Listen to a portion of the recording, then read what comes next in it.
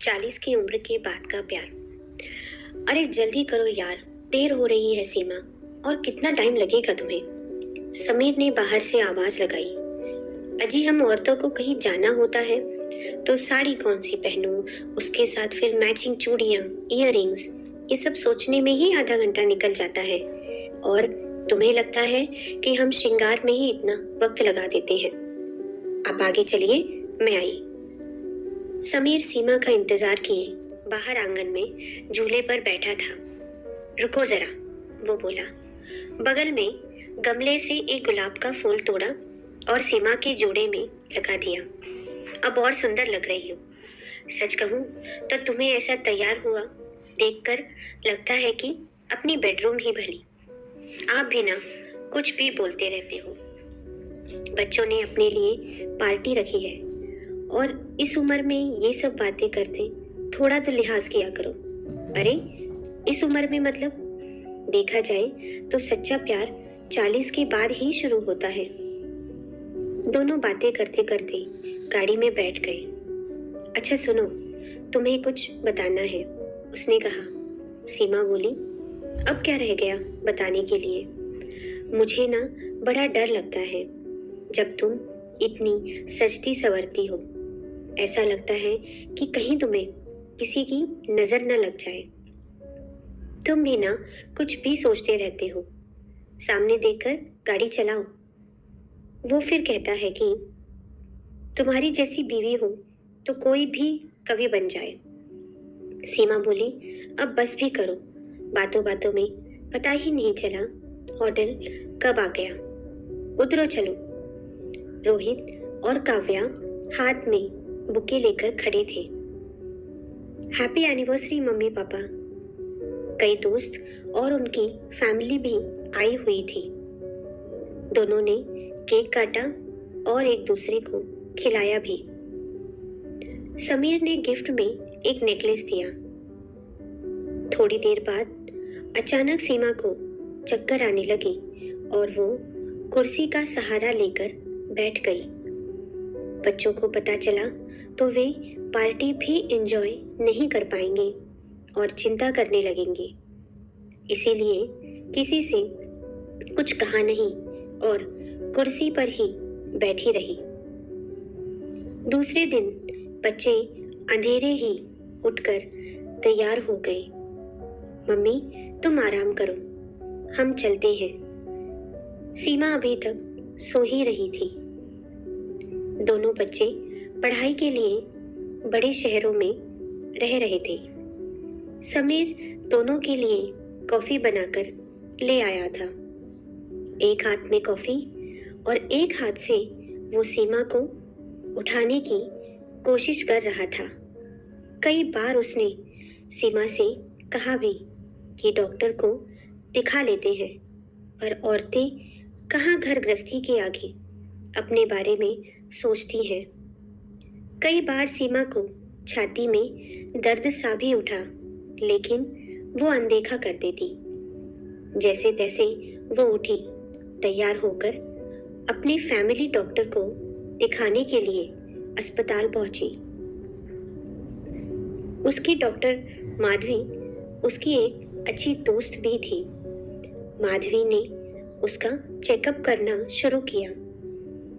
जिस तरीके से सीमा अपनी तकलीफ के बारे में बता रही थी, उसके संकेत एक गंभीर बीमारी की तरफ दर्शा रहे थे। चेक करते समय सीमा की छाती पर एक छोटी सी गांठ उसे दिखाई पड़ी, लेकिन अभी से कुछ कहना जल्दबाजी होगा, इसीलिए उसने समीर को कुछ टेस्ट करने के लिए कहा। गाड़ी में बैठे दोनों, लेकिन कोई बातचीत नहीं। समीर गाड़ी चला रहा था और सीमा खिड़की से बाहर निहार रही थी। आज कोई बात नहीं, कोई मजाक नहीं। बहुत कुछ चल रहा था सीमा के मन में। घर पहुंचकर सीमा समीर से लिपट गई और रोने लगी। समीर उसकी पीठ पर हाथ सहराते हुए बोला, कुछ नहीं होगा, बी पॉजिटिव। और जो टेस्ट कहे हैं करने के लिए वो सिर्फ मन की शंका दूर करने के लिए। सीमा अपने पति का हाथ कस के पकड़कर बोली, सही में कुछ नहीं होगा ना? सीमा के सभी टेस्ट कराए गए। रिपोर्ट आई तो दोनों के मन में एक घबराहट सी थी। माधवी ने रिपोर्ट देखकर कहा, सीमा, डरने की कोई बात नहीं है। आज की जीवन शैली, रहन सहन और भी वजह हैं जिनकी वजह से कैंसर बढ़ता जा रहा है, पर वो ठीक भी किया जा सकता है। इसमें डरने जैसी कोई भी बात नहीं है। कैंसर का नाम सुनते ही सीमा के हाथ कँपकँपाने लगे। देखो समीर, कैंसर पूरे तरीके से ठीक हो सकता है, पर उसमें इलाज के साथ साथ पेशेंट का मानसिक तौर पर भी उसे सहारे की जरूरत होती है। सीमा को ब्रेस्ट कैंसर है और हमें जल्द से जल्द ट्रीटमेंट शुरू करनी पड़ेगी। और क्या? सीमा ने पूछा। तुम्हारी सीधी तरफ की ब्रेस्ट निकालनी पड़ेगी। दोनों हॉस्पिटल से घर आ गए। दोनों को क्या बोला जाए ये समझ नहीं आ रहा था। दोनों एक ही बेड पर लेकिन एक दूसरे की तरफ पीठ करके लेटे हुए थे। देखा जाए तो दोनों की नींद ही उड़ गई थी। सुबह सीमा उठकर समीर के लिए चाय बना के लाई। समीर गुस्सा हुआ और कहा, तुम्हें क्या जरूरत है कुछ करने की? तुम बस आराम करो। इसी पर सीमा चिढ़कर बोली, कुछ नहीं हुआ है मुझे। मैंने बहुत सोचा रात भर। अगर भगवान ने मेरी किस्मत में यही लिखा है तो यही सही। जितने साल महीने मेरे जीवन में है मैं खुशी खुशी जीऊंगी, लेकिन ट्रीटमेंट नहीं लूंगी। क्या तुम्हारा दिमाग तो खराब नहीं हो गया है? ऐसा कैसे बोल सकती हो तुम?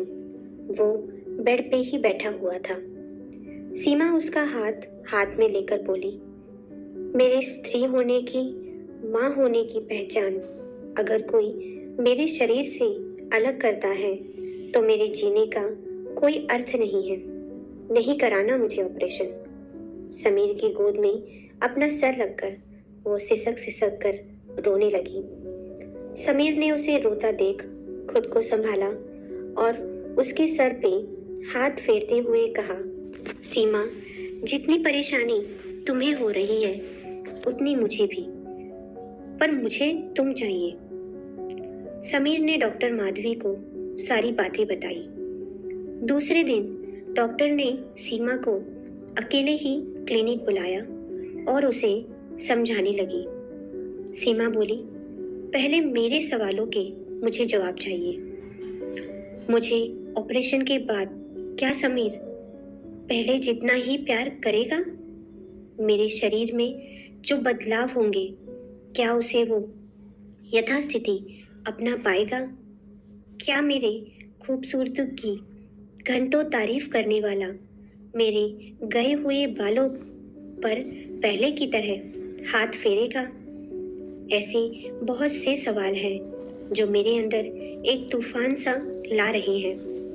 मेरे औरत होने का, एक स्त्री होने का हिस्सा मेरे शरीर से अलग हो जाएगा। 4 औरतें जमा होने पर मुंह पे तो दया दिखाएंगी, पर पीछे से चोर नजर से मेरे पल्ले के नीचे से झांकने की कोशिश करेंगी। सोच कर भी शरीर पर कांटा आ जा रहा है। एक अपाहिज व्यक्ति और मुझ में फर्क ही क्या रहा। जैसे तैसे सीमा तैयार हो गई ऑपरेशन के लिए। आज ऑपरेशन का दिन है। सीमा की माँ और पिताजी, दोनों बच्चे सभी थे। उसे ऑपरेशन के लिए ले जाया जा रहा था, लेकिन उसकी नजरें किसी को ढूंढ रही थी। ऑपरेशन हो गया।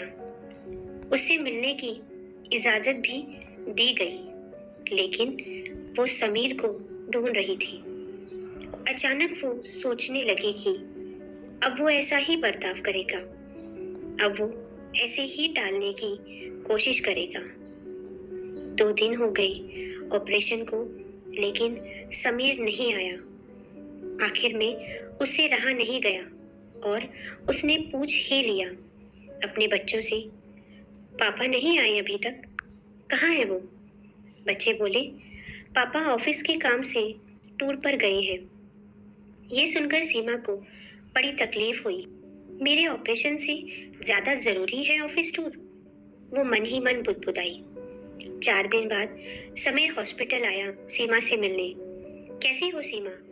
मुझे तुम्हारे ऑपरेशन के समय रुकना संभव नहीं था, इसीलिए मैंने माँ पिताजी को बुला लिया था।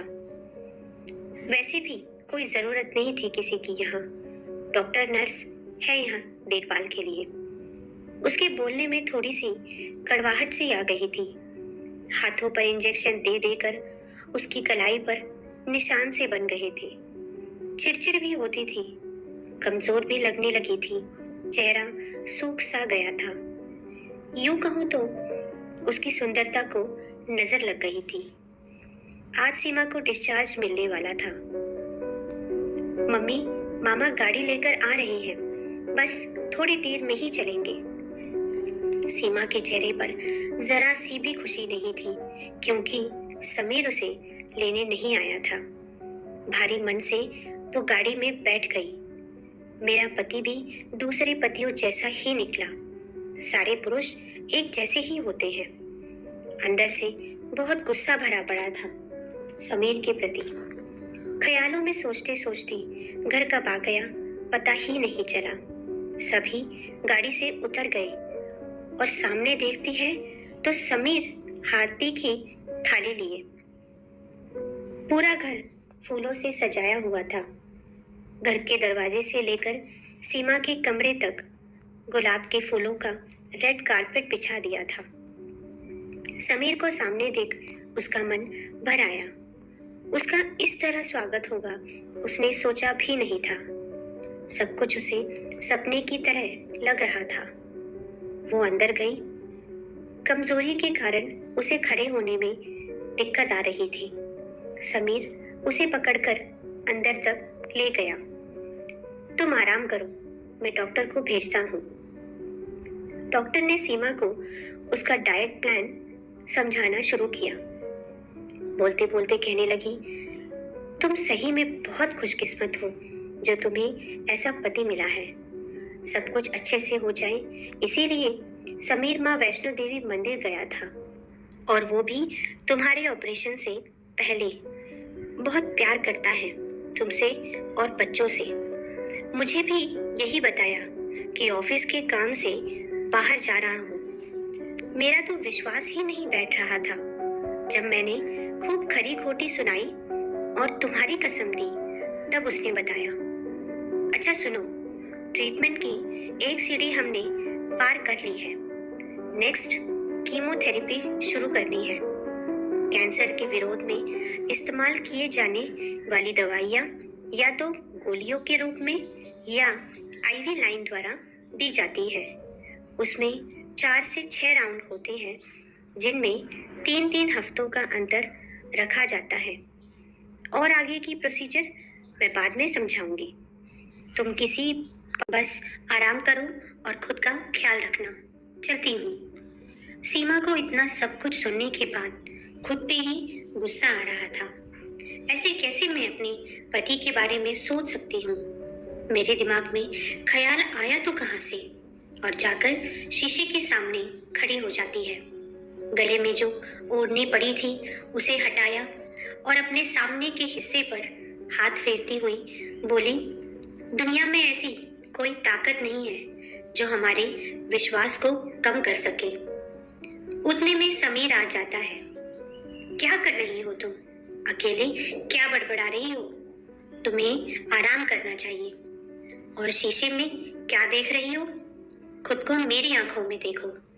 आज भी कितनी सुंदर हो तुम, पागल कहीं की। शरीर की सुंदरता तो उम्र के साथ कम हो जाती है।